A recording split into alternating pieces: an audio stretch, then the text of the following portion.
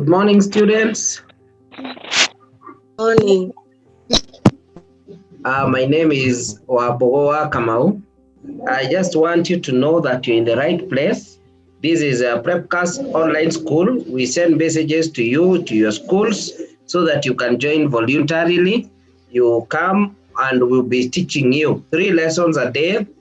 That is from 10 to 11, then 11:30 to 12:30. Then we'll have the last lesson at 2:30 to 3:30.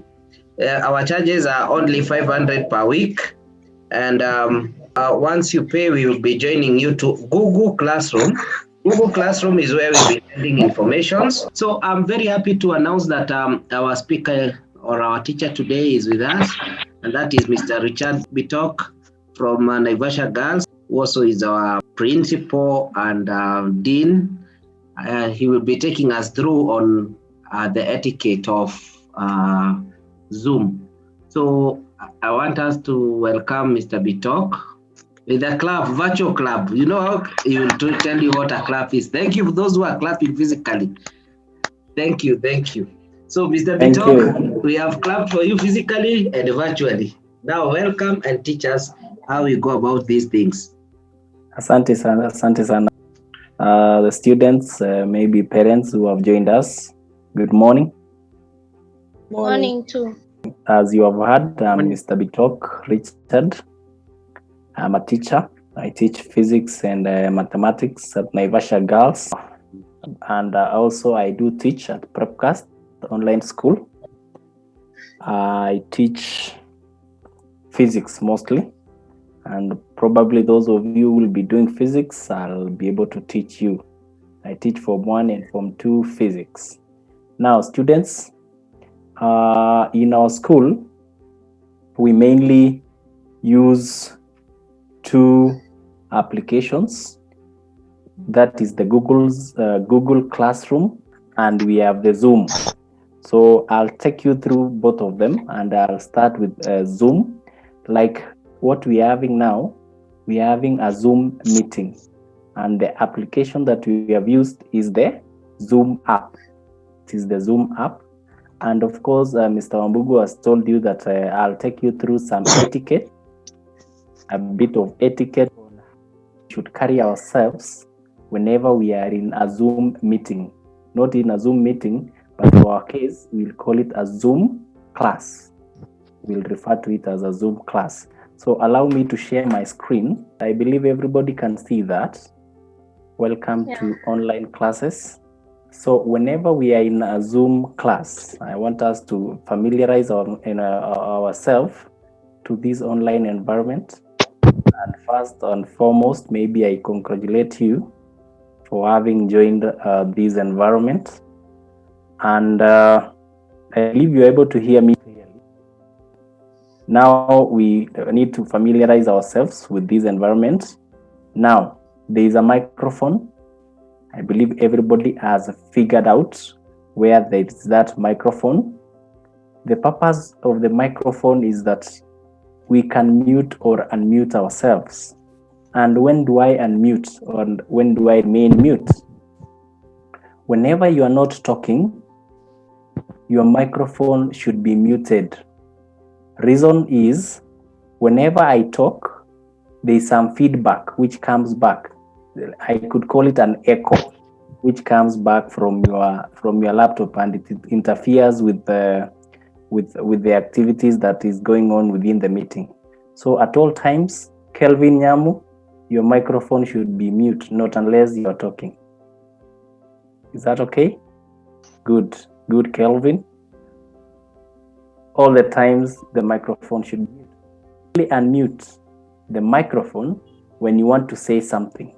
That is when you want to talk. For example, when I ask you a question, you want to answer the question, you will unmute. But at all times, let it remain muted. Another thing why our microphone should be muted is that we avoid a lot of background noises. Like somebody was talking to maybe the parent, and you could hear that the noise there was able to cause some commotion in class. So please ensure that at all times your microphone is muted. Also, there is the icon for the video. The video can be on or off, but I recommend that if the teacher has not asked you to put the video on, you can have it off. It has an advantage when it is off. It saves on data first. It saves on your data, because to transmit that picture, the data is needed. So whenever it's off, data is saved, and also it saves on some bandwidth. What do I mean when I say bandwidth is saved? In that now that data will only be used to transmit. It is now used to transmit only the voice, so the voice becomes more clearer than when the video is on, and when when you are talking, or when the teacher is talking, the bandwidth is saved on voice only. Also, there is another important part, which is the charts.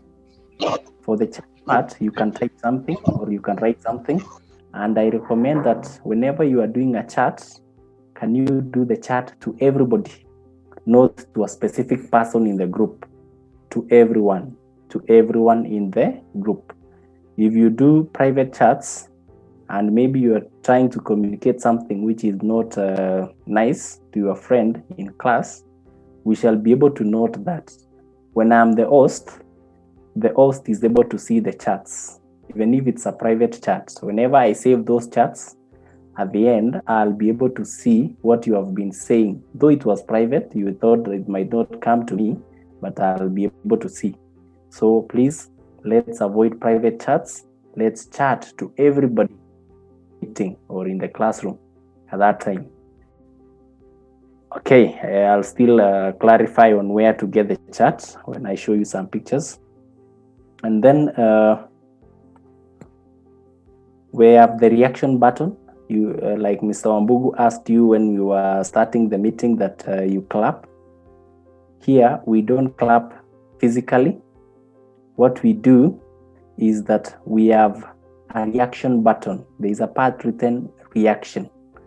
That is where when you click on that part reaction, you can see somewhere you can clap or you can like something. So that is also important. Another key part is the part to raise the hand. Here we don't raise our virtual hands. Imagine your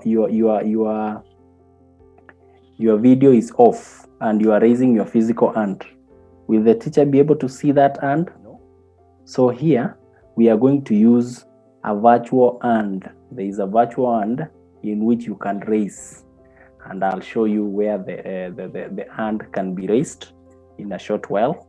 So let's look at this is how the Zoom appears whenever you are in a meeting. You can see, I believe, let me use a cursor, a laser pointer. Here, can you see where I'm pointing, Gloria? Yeah. Good. So this is the microphone. You can mute or choose to unmute. It is muted whenever it has a red line across it, like the one for the video here.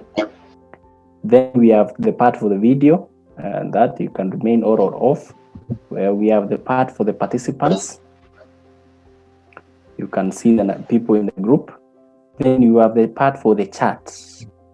This is how it appears when you are using a laptop.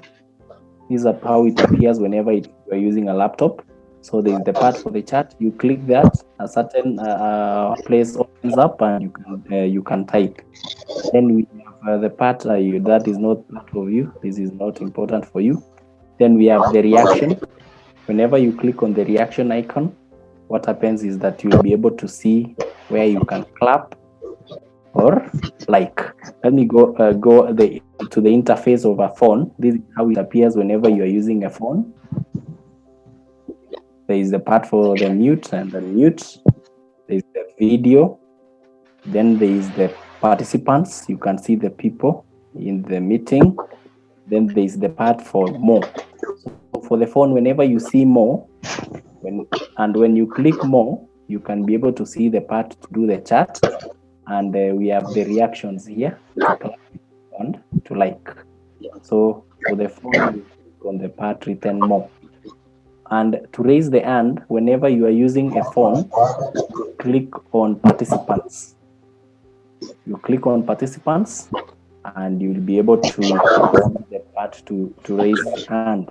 And I want you to raise your hands up, virtual hands, to see that if you have understood. Good, I can see Hilda. Karaoke has done that. Emmanuel. Good. Adriana Nyaga, Esther. Good. I can see we are on the right track. Very good. Then after you have raised your hand, you can lower your hand down. So let's lower our hands down. So whenever the teacher has given you an opportunity to talk, you have talked. Then what you do next, whenever you have answered the question and you are done, you lower your hand down. So that is what happens. I note, unless there is a question, I want you to do this as a simple assignment. If there is no question, this is now basically the etiquette in a classroom. Whenever we are in class, let's say this was our class, I was teaching. So those are the regulations that we need to be following at all times. Those are the guidelines that our class to be interesting and also to be effective. So I've given an assignment. I want you to try that assignment. I'm giving you very short time to try it. On the charts, you write the following: name, admission number, and your school. I can see we are on the right track. Good. We are done with the Zoom.